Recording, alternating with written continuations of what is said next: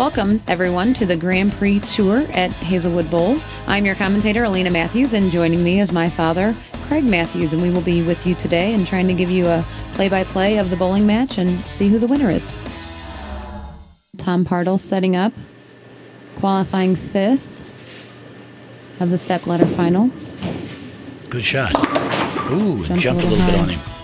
Here it goes again. Just jumped a little high. It just seemed like it's dried out probably a little bit on the outside, leaving the 610. He will probably grab his spare ball, as most do. No, he's going to use the same ball.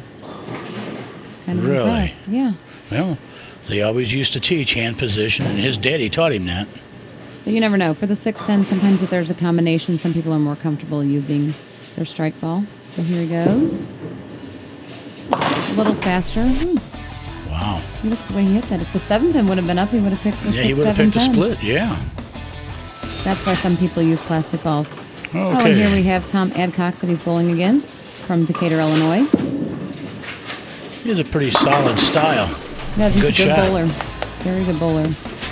His didn't jump. It stayed more in the middle. A little more solid, staying in the 1-3.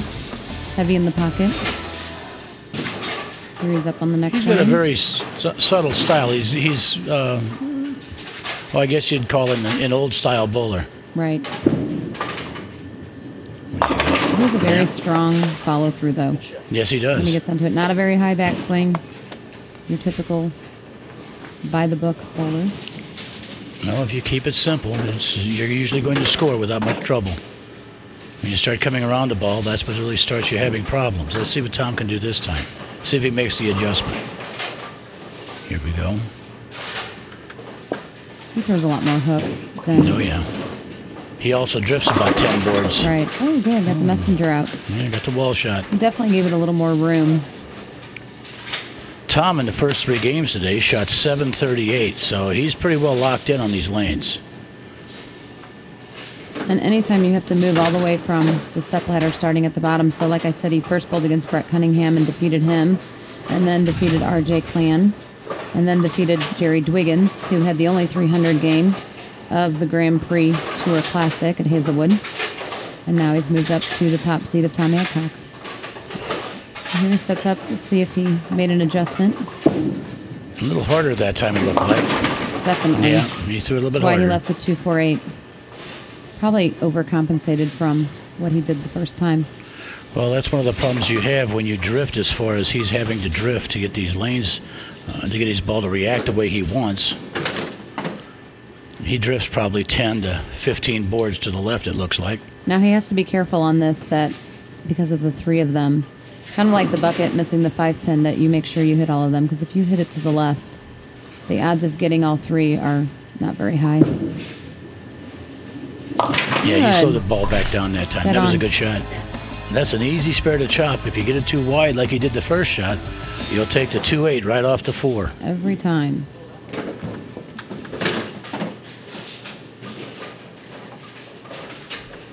So here we are watching the Grand Prix Tour, Hazelwood Classic.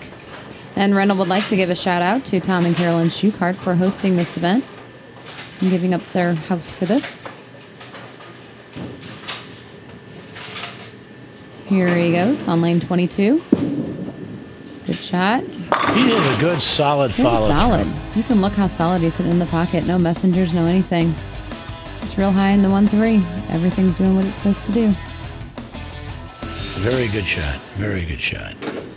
You can see how methodical Tom Adcock is whenever he bowls. Always, which a lot of bowlers are. You get that superstitious of wiping off the ball and grabbing the rosin bag, depending on whatever your method is. Well, they call that the pre-shot routine. Yep. And you don't have to have a pre-shot routine that takes up 5 minutes. No. As you can see, his pre-shot routine lasted maybe 20 seconds until the time he starts throwing the ball. Here he goes. There he goes. He mixed it up a little more last time. Oh, It looked like a pretty good shot from this angle.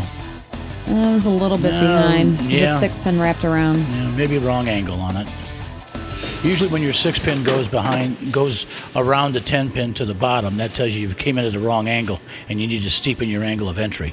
He, of course, is using a spare ball. He's not using a strike ball. He's using a plastic ball, I'm sure, to go for it. There you go. You don't have to throw a plastic ball as hard as you do the other ball. No. Although when Tom Pardo got up, he did have to throw it a little harder since he kept his spare ball. Well, the only problem with doing that is a lot of times you lift it harder at the same time, so you actually defeat the purpose of why you're using it. And now coming up in the fourth, Tom Pardo's a little bit down from going spare, strike, spare. See if he can adjust. And Good adjustment. good, solid strike. Hit the 1-3 pocket pretty solid. No messenger, no anything. It was a He really was good solid. There was no slapping of the 10 on that one. Nope. So now we're heading up into the fifth frame. He's been spare, strike, spare, strike. So let's see if he can double up. If Tom doubles up here, he'll pretty much make the match even. Right. And then he'll throw some of the pressure back. It's taking a on little more Mr. time. Adcock. He jumped up there a little quicker last time, probably to Yeah. get it out. Taking a little more time this time. Here's a really good setup. Solid at the line. There you go. Strike, See how that was that 10 pin slapped out of there. It was Says he's good. had a lot of fingers on that ball. So now Tom Adcock getting up in the fifth, coming off of that 10-pin spare that he just did. Maybe he can get back to the strikes. Now he's going to start striking now because with that double, it puts the match basically dead even. Let's see what we can do here. You'll notice, though, that his pre-shot routine also has that ball swinging down by his side every time. Just depends on what you want to do. Good shot. Oh, That one jumped up high. It looks like he may have missed his target a little bit left. I'll say left the 3-6. And he knew it. You could see what he did with his hand. Yep, it just didn't go out as much as it Yeah. was. Cut it a little short. 3-6. Probably switch to a spare ball. Most people do. Even with that, because it's too easy to chop this. And he's throwing a spare ball. And a spare. That's good. Good spare. See how he Yeah, does some of those. he's got a pretty standard style. He does. He's very methodical. He's a good bowler. He's been bowling for years. He bowls with Jeff Carter up in Springfield, Illinois. He's been friends with him, and who's won a PBA national title with the Plastic Ball Championship. He's also good friends with Jason Queen, who won the Masters up from Decatur. So they've all bowled together. He comes down here to bowl a lot of the St. Louis stuff. It's only about an hour and a half drive, so it's not too bad.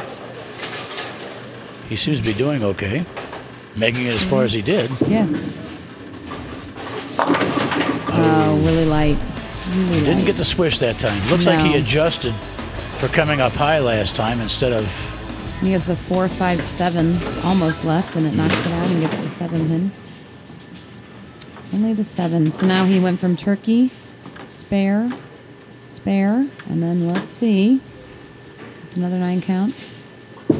He'd also thrown his spare ball at this too. Well, most of the time you'll find out now, most rice-handers are now having problems with the 7-pin because of all the oil in the center of the lane. I don't know. I can't do it, but he did a nice straight shot. I can use it at the 10 pins, but not the 7. Nice straight shot. It also depends on what house you're at, because some houses you just need to be there Right. when... Tom's setting up Yeah. pretty quick. He's on a double right now. The match has kind of changed now that Tom Adcock has had 3 spares in a row, and he's on a double. See how he does. With that Good. strike, Tom's up by 11. He's a good mixer-upper. Wasn't as solid as the last one. You can see where it's a little bit behind. But unlike how Tom Adcock got out the 4-5 on that, it got them all switching over. Sometimes that's better than leaving a 10-pin. That's for sure. Now, if he can strike again here, this will really put the hurt on Tom, and he's going to have to really put some pressure down. He needs to at least double to get back in the game. Right now, he's only ahead by a couple pins, about 3 pins. See what he does. Good shot. Oh, messenger. Oh, no good. 10 pin.